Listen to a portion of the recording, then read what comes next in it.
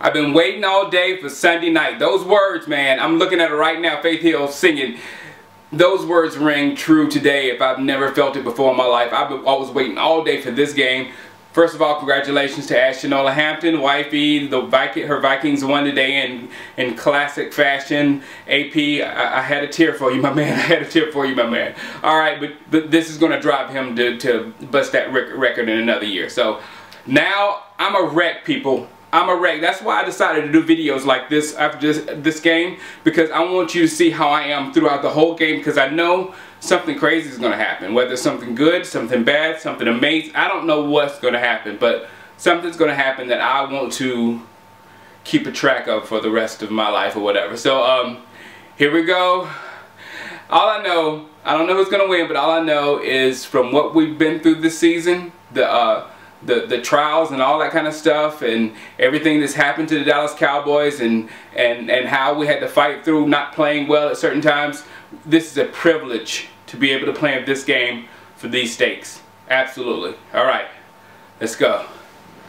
All right, Romo threw an interception there in the first drive. I don't know whose fault it was. I know they were discussing it on the way out the field, and you know how I feel about that, but not to worry. I need to calm down, because there's nothing going to happen this early in the ball game that's going to make it done with. So I need to just calm down. I'll tell you one thing about Dwayne Harris, though. With that kickoff or that punt return, every time he touches the ball, I'm starting to expect something big, just like I do when Dez touches the ball. You know what I'm saying? I know you're feeling the same way. Every time Dwayne Harris gets the ball in his head, I feel like he could make something happen. That would hit me by a surprise, man. I didn't think it was going to be this good. All right. Okay, Romo just threw his second interception. Now it's not gonna turn into that.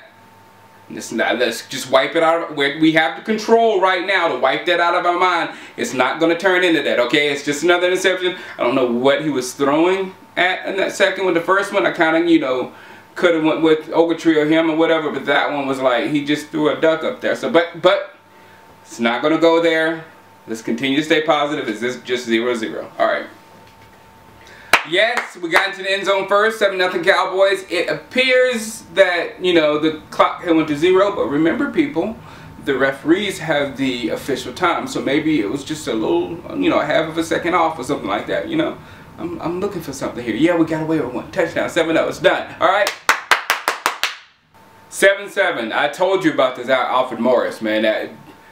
The speed, I didn't think he was going to get to the touchdown. When he came around the edge, it was just like, the guy that big has some real speed to him to hit that edge to score like that. So good touchdown for the Skins. We've got like 3.5 minutes. Let's see if we can score before the half, or at least hold the ball and not give them another chance to score before the half. 7-7 at halftime. This is a classic NFC East battle going on right now.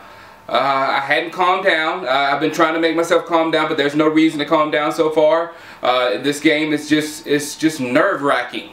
Period. Wow. Alfred Morris. I said it. Alfred Morris. Did you see the cutback in that touchdown run? Is this like Terrell Davis? You older people remember TD? He's got it. He's a rookie. He's making runs like that.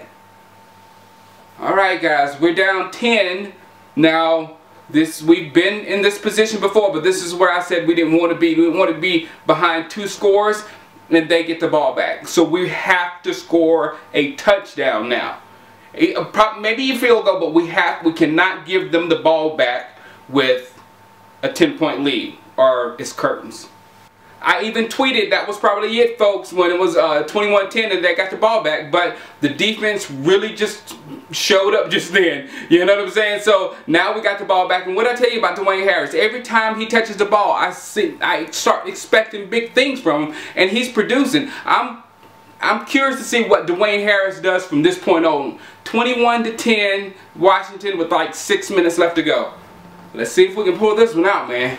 Dwayne Harris again, and the 2-point conversion, 21-18. Jeez, I thought we were done, people. I really did. I thought the way they were running the ball, I thought we were done. But now, another stop, D. All right, guys, there's Tony Romo's 3rd interception. Again, it was I don't know, and I'm watching him running. I'm watching Oh my goodness, man.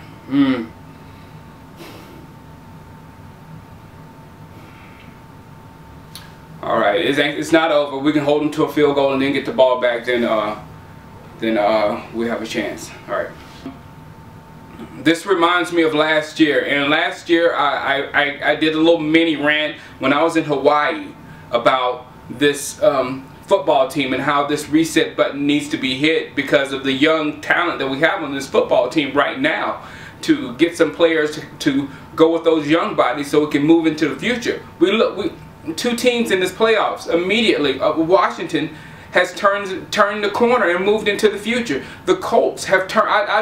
Both my dad and my father-in-law are both Colts fans. I told them both I'm jealous how they turned the page in their organization and moving toward the future. We're still holding on to the fact that we think that these stars are good enough that we can win one Super Bowl with them. This billion-dollar organization is hinging upon, we think these guys who haven't done it for years are going to do it 1 year. 1 year they'll do it. And that's our motto right now. That's what fuels us right now. That we can get one year. Not building something for the future. Not doing like the Seahawks have done. The Redskins have done. The Colts have done. The 49ers have done. They've moved into the next generation. The future. We have it. We have players, we have DeMarco Murray, we have Dez, we have Sean Lee, we have Bruce Carter, we got Mo Claiborne, we got Brandon Carr. We got a lot of young players that are very good and legitimately future stars in this league if they can stay healthy. But we need to put some stuff with them. Now at quarterback, I don't know what you do. You're going to sign him, you're going to get years of this. We're just an 8-8 football team, third in the NFC East. So you resign him, you're going to get this. Golden play and then not so golden play. To end up average, to end up 8-8, as average as it gets.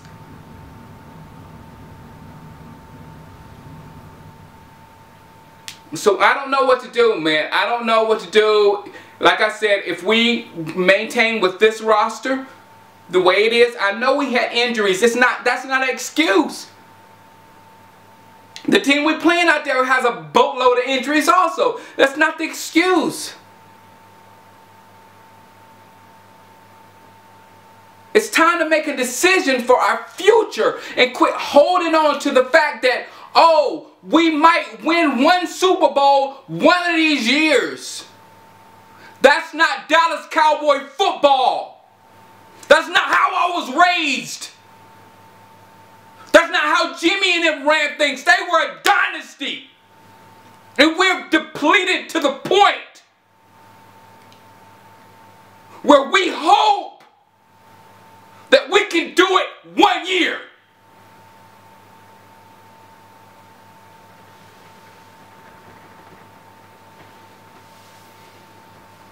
Alright guys. I have nothing else to say.